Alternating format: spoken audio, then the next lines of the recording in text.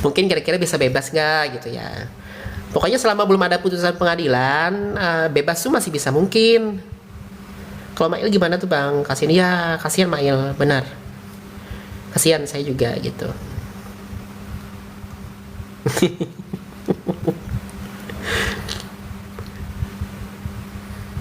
Gitu. Jadi memang kita terlalu fokus ke Niki sih ya. Tapi kita kan maksudnya satu paket buat menghemat ini aja kalimat aja guys, gitu. Intinya yang kita bahas ini kasus Nikita sorry guys, bindeng. Kasus-kasus Nikita Mirzani dan kasus Mail.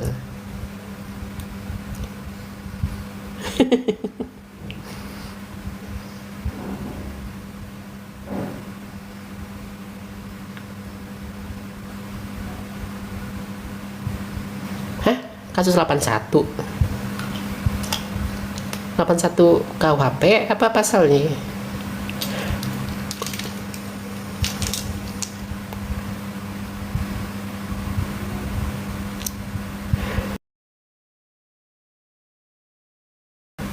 Coba saya cek ini dulu. Saya juga nggak hafal undang-undang semua guys. Saya cek Google dulu ya.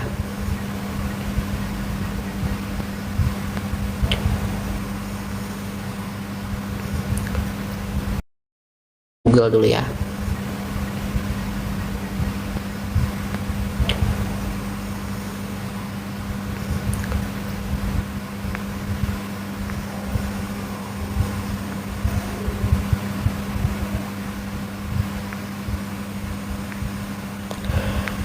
Kalau 81 itu mungkin bahas ini kali, kasusnya Padel kali. Itu tentang apa, persetubuhan.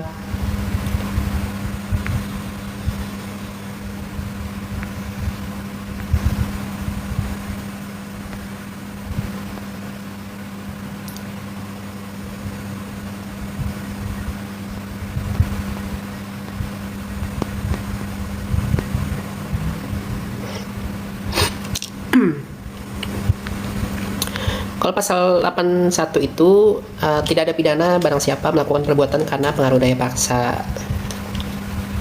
Saya belum lihat sih guys, belum lihat belum lihat statementnya, jadi nggak bisa analisa. Iya, makin seru pidana versus perdata. Jadi dia bisa berjalan sendiri-sendiri gitu guys. Jadi kasus Nikita Mirzani ini membuka dinamika ya gitu. Bagi teman-teman yang mahasiswa hukum, ini media yang sangat bagus untuk dianalisa gitu.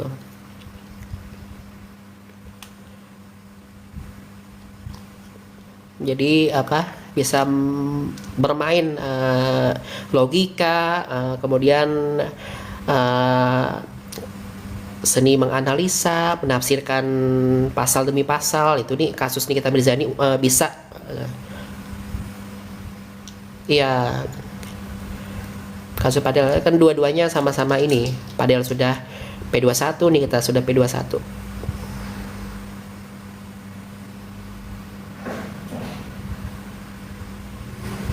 Betul, dinamika hukum di zaman makin modern, iya.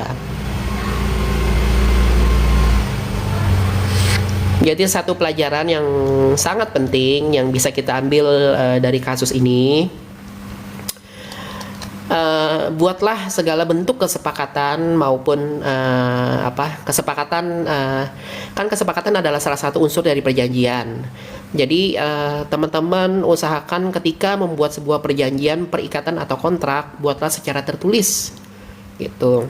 Lisan itu sah, tapi ketika lisan harus berantem dengan perjanjian yang dibuat secara tertulis, maka kemungkinannya lebih kecil menangnya ketika dia berantem dengan tertulis gitu. Bisa menang, tapi kompleks untuk perlawanannya tuh benar-benar harus effort dan dengan tenaga yang ekstra gitu guys.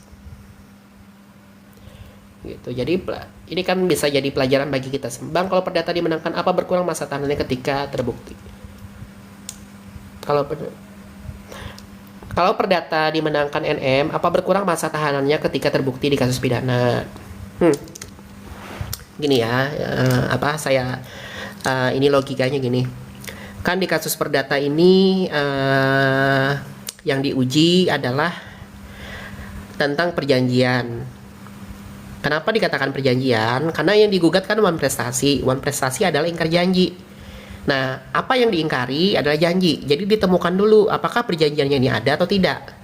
Kemudian apakah perjanjiannya 4 miliar itu sah atau tidak. Nah, jika ternyata perdatanya dimenangkan, artinya perjanjiannya sah. Artinya 4 miliar yang masuk ke rekening Nikita Mirzani adalah sah, tidak ada paksaan. Nah, menanglah misal, katakanlah menang di gugatan perdata. Berarti kan tidak ada paksaan nih, karena ya nih perjanjiannya secara lisan. Berarti terbukti nih, misalnya dari pihak Dr. Reza Gladys ternyata terbukti melakukan wan prestasi misal ya. Jadi misal, nah salah satu unsur ini sudah clear ya, misalnya sudah clear ya di perdata kita berandai-andai menang.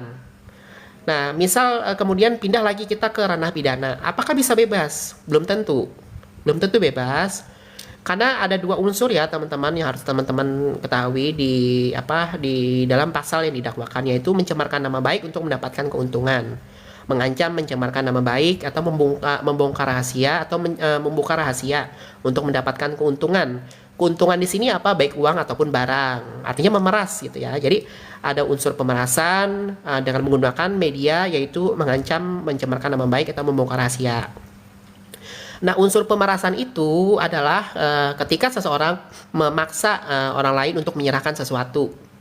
Bagaimana bisa dikatakan memaksa sedangkan ternyata 4M-nya berdasarkan putusan di perdata adalah hasil dari perjanjian secara lisan. Jadi kan gugur tuh unsur paksaannya gugur di pemerasan. Nah, apakah bisa bebas, Bang? Kan masih ada unsur pencemaran nama baik gitu. Jadi apakah bisa bebas? Belum tentu, tapi apakah memiliki pengaruh jika perdatanya menang? Yes, memiliki pengaruh yang sangat positif.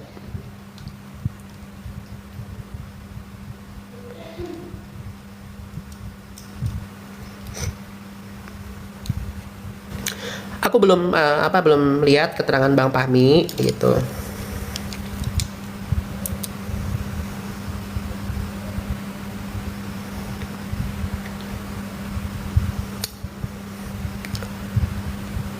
Belum melihat, tapi kalau logika yang sekarang ya menurut saya begitu gitu. Jadi karena perdata misal menang, dikatakanlah perjanjian 4M itu sah, artinya bisa menggugurkan kan dijadikan bukti nih, bukti penguat hasil dari putusan peradilan di perdata gitu guys, bahwa Nikita Mirzani bisa membuktikan bahwa ini adalah perjanjian yang sah gitu. Tapi kok rekamannya ditutup mail belum ada beritanya, Bang? Iya, belum ada update ya guys.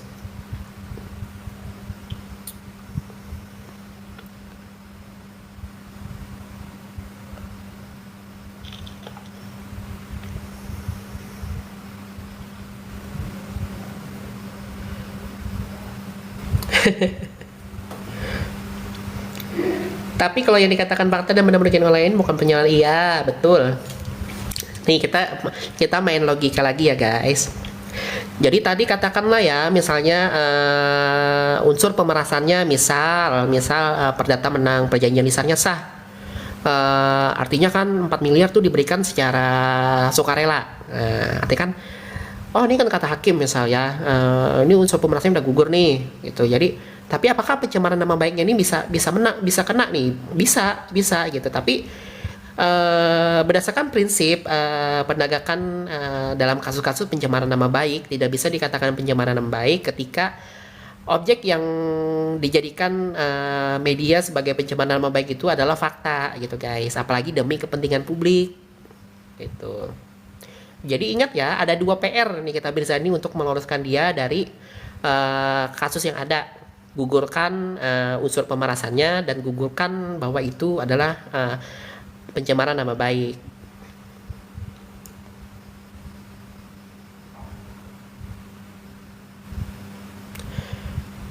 Gambarnya lucu ya, pakai filter. Kakak saya lagi rebahan, lagi nggak pakai baju karena lagi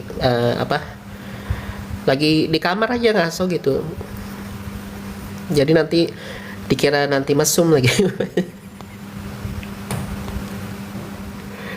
Amin.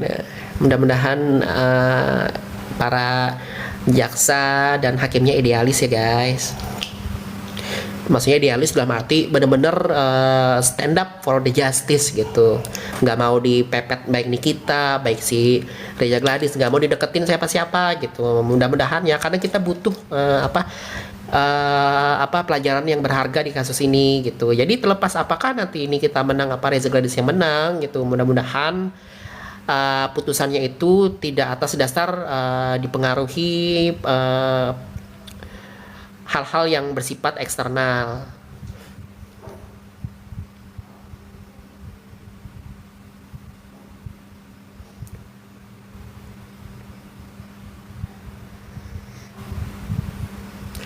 Kok nyuruh kejaksaan ya, kan bingung juga gak bang ini ya, bang Fun Forever, ketika pelapor ini aktif gitu ya, proaktif mendesak proses berjalan cepat gitu, sedangkan proses hukum ini sebenarnya cepat gitu.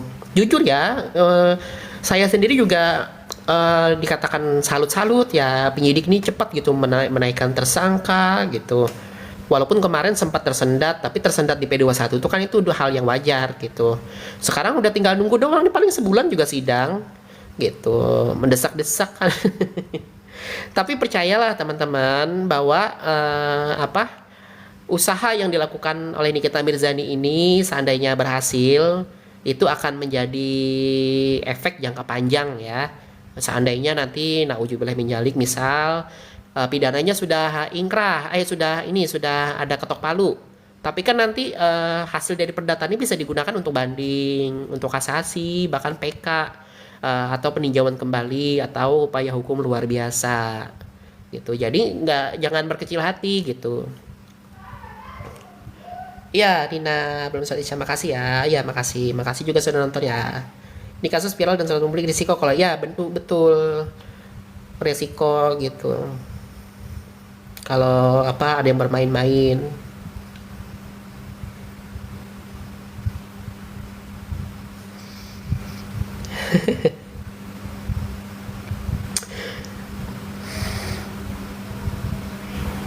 Gitu.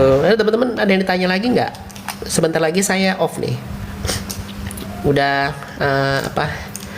panggilan-panggilan ini udah berdering-dering nih tadi. Pengennya Bima bertindak, harusnya gitu, makanya ini kan ada isu bahwa DRG dilaporkan oleh konsumen ya gitu atas dugaan pelanggaran Undang-Undang Kesehatan dan Undang-Undang Pelindungan Konsumen. Nah, biasanya kalau berkaitan misalnya hal ini berkaitan dengan produk skincare-nya ya, pastinya BPOM akan dimintai guys, akan dimintain ini keterangan gitu.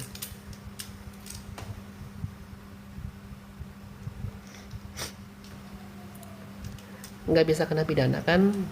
Nah, ini belum bisa jawab nih. Sepatu nomor berapa? Sepatu nomor 41.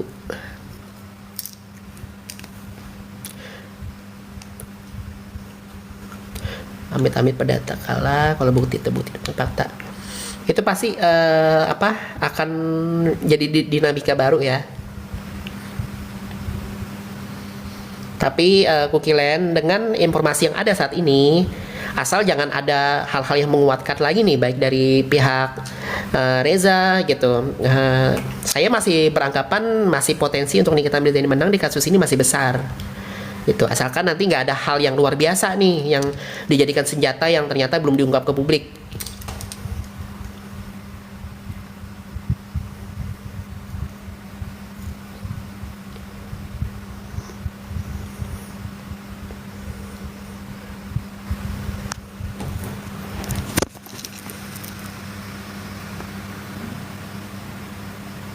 Gitu. Jadi asal jangan ada hal-hal yang luar biasa yang bisa dibuktikan oleh Reza Gladys.